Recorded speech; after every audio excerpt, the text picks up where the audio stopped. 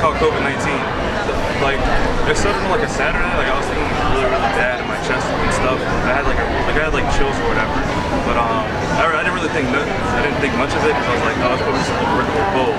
So then the next day when I woke up in the morning, I felt like really, really bad.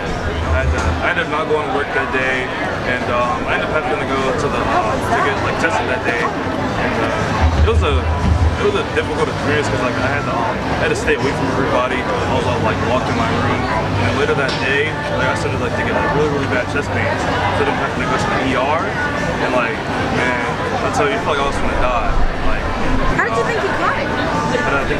Honestly, I was really, really unsure myself because I always wear a mask when I go out and stuff like that. I try to keep my distance away from people.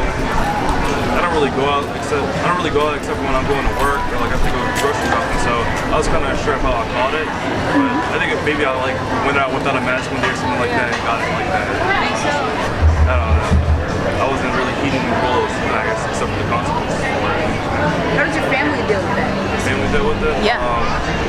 Like they had to stay away from me pretty much. Like I was locked in my room for like 2 weeks. Like I had to order food every day, like every other day, like to be able to get food and stuff like that. Like I had to wait till like everybody else like went in the foods and everything before I was able to actually like go give me something to eat or like go wash up or anything like that. Like I was kind of like secluded in my life. I felt like I was in prison because I was just so bored. Like I just got up and had nothing to do for like the whole 2 weeks that I had to stay inside. Like towards the end of it, it was better. Like I could like move around and stuff like that more. But like definitely at the beginning, like I definitely had to like stay inside my room. So can you tell me a little bit about your business?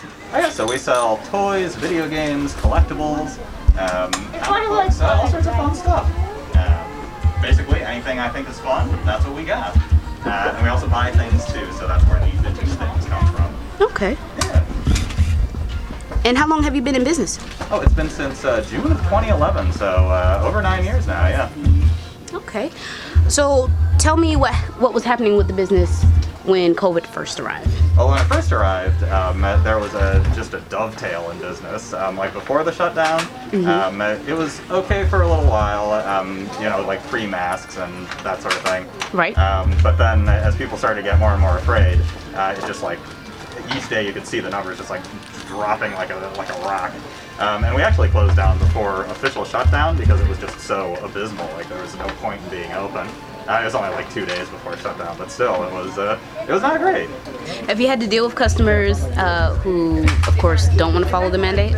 Yes, that does happen, and I personally don't like getting in people's faces. Like I feel like it's not, I don't know, it's usually not constructive, I feel, and generally people are in here for kind of a short amount of time. Like there's not people that stick around for like hours in here. Of course, most people spend is usually 15 minutes.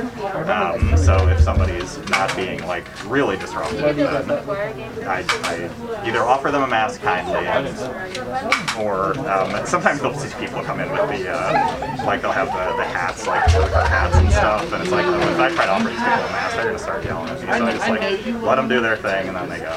But yeah, and hopefully, I'm not sure if I'm right or wrong to do this, but yeah, I generally don't try to really like yell at people about it. I'm in culinary school. I'm 22. Not doing much since COVID. So would you consider yourself a native of Savannah? Not at all. Not at all? My family is military. Oh, okay. Yeah. So do you ever come to escape to Savannah just for fun, like downtown? Yeah, I do really like downtown. It's a very good environment. When was the last time you've been since COVID? I work downtown, but like to enjoy it, not in a hunt. They really choose, because we don't have a sign saying you have to wear a mask. Customers come in without masks, with masks. Customers have actually fought before about, hey, why are you still wearing a mask? It's a lot. So how do y'all have to deal with that? I don't have to, but my coworkers just kind of like settle it down. They're like, hey, we're wearing masks for your safety. You know, it would be nice for you to like contribute as well. Well, what are your bosses saying? Aren't they worried about y'all's safety? Not really.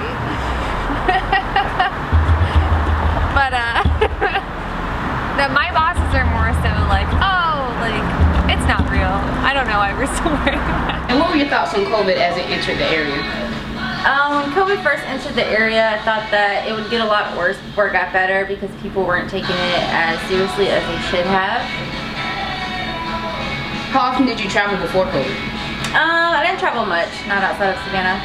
So the kids not being able to go to school affected my life a lot, being that I work full time, over 50 hours a week. So then being in school took care of most of those hours, and then switching to virtual was just a whole nother deal.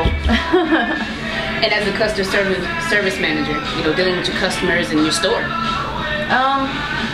I think the biggest effect there was trying to teach the team, my team and stuff, to be more aware about, you know, cleanliness and, you know, gloves. People misuse gloves all the time. So being that we work in front of our customers, I think the biggest thing was just teaching them how to be more aware about stuff like that. Now that people are watching and, you know, where we are in today's time. Well, experts believe that COVID numbers will rise during the holidays. What's your opinion as a Savannian and a businesswoman?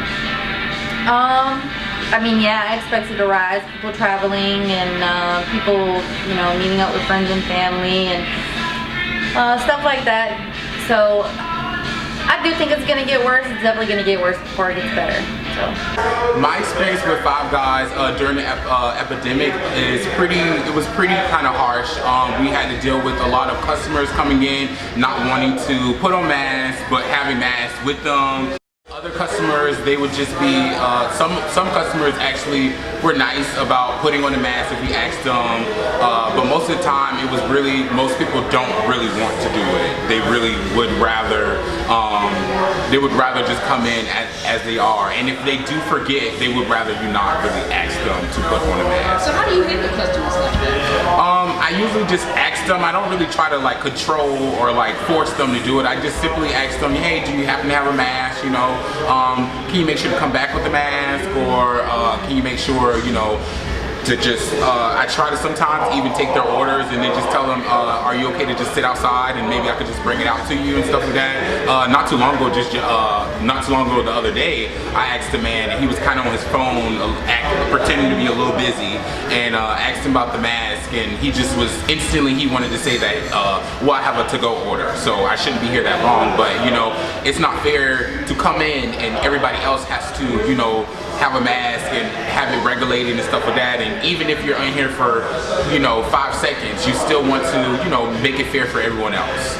But some people aren't as understanding about that, but, you know. When you have to take those customers' orders, aren't you nervous about what they, you know, I'm definitely nervous.